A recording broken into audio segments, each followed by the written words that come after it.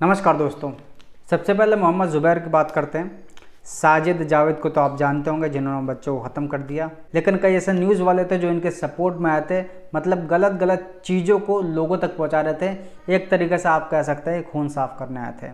Of India का कहना है कि साजिद जावेद का खून साफ़ करने के लिए आया ऑल्ट न्यूज़ वाला मोहम्मद ज़ुबैर बधाइयों की चेतावनी मिलते ही, मतलब कि जैसे ही पुलिस वालों को मालूम चला कि ओहो ये बंदा तो इतने घटिया काम में भी इन लोगों का साथ दे रहा है, तो जैसे ही पुलिस ने चेतावनी दी तुरंत इस बंदे ने पोस्ट को डिलीट कर दिया। और पोस्ट क्या किया था ये, अबे जब इतना ही सच्चा है तो पोस्ट डिलीट क्यों कर देता है? क्यों यूं ऐसे क्यों होने लग जाती है?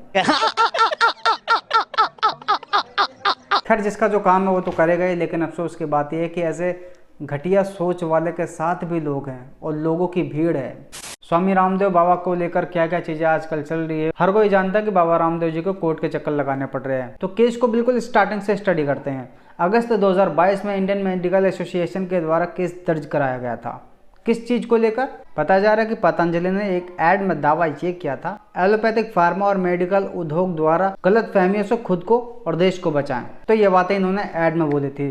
तो 2022 में याचिका दायर कर रही थी और 2023 में पहली बार इनको बुलाया गया था। तब से मामला चल ही रहा है। इसके बाद जब अभी 9 अप्रैल में बालकृष्णमाचार्य और रामदेव जी ने जब बिना शर्त के सुप्रीम कोर्ट से माफी मांगी, उन्होंने ये बोला कि मुझे इस चूक पर गहरा अफसोस है और मैं अदालत को आश्वासन करना चाहता हूं कि अगली बार से दोबारा ऐसा दोहराया नहीं जाएगा। तो कोर्ट का जवाब यह आया था कि इसको स्वीकार नहीं करते हैं, हम इसे जानबूझकर किया गया उल्लंघन मानते हैं। और उस समय जो जस्टिस मौजूद थे अमानुल्लाह, इन्होंने ये तक बोल दिया था कि आपकी बखियां उधेड़ दी जाएंगी। तो जब इन्होंने ये बयान दिया, पूर्व जज इस बयान को लेकर नाराज हो रहे थे कि भाई ये तो जो सड़क पे लोग लड़ाई करते हैं, इस तरीके के शब्दों का प्रयोग किया जा रहा है जो कि नहीं करना चाहिए। अब इंडियन मेडिकल एसोसिएशन पर लोग बड़े बड़े सवाल खड़े कर रहे हैं कि बाबा रामदेव हमेशा से ही एलोपैथिक मेडिसिन का बहिष्कार करते हैं, क्योंकि वो सोचते हैं कि जितना हो सके लोग अपने जड़ों और संस्कृति से जुड़े।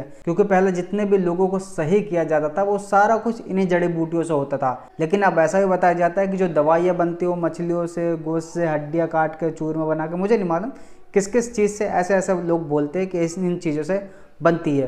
तो उनका केवल यही है टारगेट कि इन दवाइयों का बहिष्कार करो, अपने संस्कृति से जुड़ें। तो आज के समय अधिकतर लोग इंडियन मेडिकल एसोसिएशन पे बड़े बड़े प्रश्न ये खड़े कर रहे हैं कि भाई ये देखो, ये जो लोग सही कर दे रहे हैं, मिनट में चला दे रहे हैं, गूंगे से बुलवा दे रहे हैं, 1 मिनट के अंदर लंगड़े को चलवा दे रहे हैं, इन पे कोई कार्रवाई क्यों नहीं कर रहा है? असली कार्रवाई तो इन पे करनी चाहिए।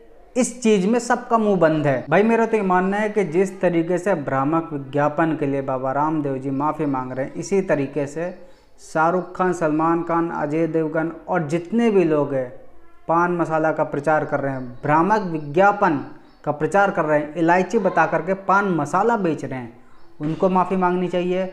और जितने भी क्रिकेटर हैं जो सट्टा ऐप का प्रचार करते हैं, उन सभी को माफ़ी मांगनी चाहिए। और उन सभी विदेशी कंपनियों को भी माफ़ी मांगनी चाहिए जो हफ्तों में गोरा करने के लिए दावा ठोकती हैं। बच्चों के हेल्थ ड्रिंक के नाम पर पता नहीं क्या क्या चीज़ें बेचे जा रही कि जल्दी लंबे हो जाएंगे, जल्दी मोटे हो जाएंगे, इन सबको माफ़ी मांगनी चाहिए। स्टिंग जैसे जितनी भी एनर्जी ड्रिंक आ रही है, इन सभी को माफ़ी मांगनी चाहिए। Thums Up, Coca Cola, Mirinda, ये जितने भी है इन सभी को माफ़ी मांगनी चाहिए। क्या किसी को मालूम नहीं है क्या कि इससे नुकसान कितना होता है शरीर का? अगर इन कंपनियों से माफ़ी नहीं मंगवाई जाती है तो मुझे इस चीज के बू आते हैं कि हमें हमारे स्वदेशी प्रोडक्ट को बंद करने के तहत एक पहल जारी की गई है। बाकी कोर्ट का आदेश सराखों पे। नमस्कार।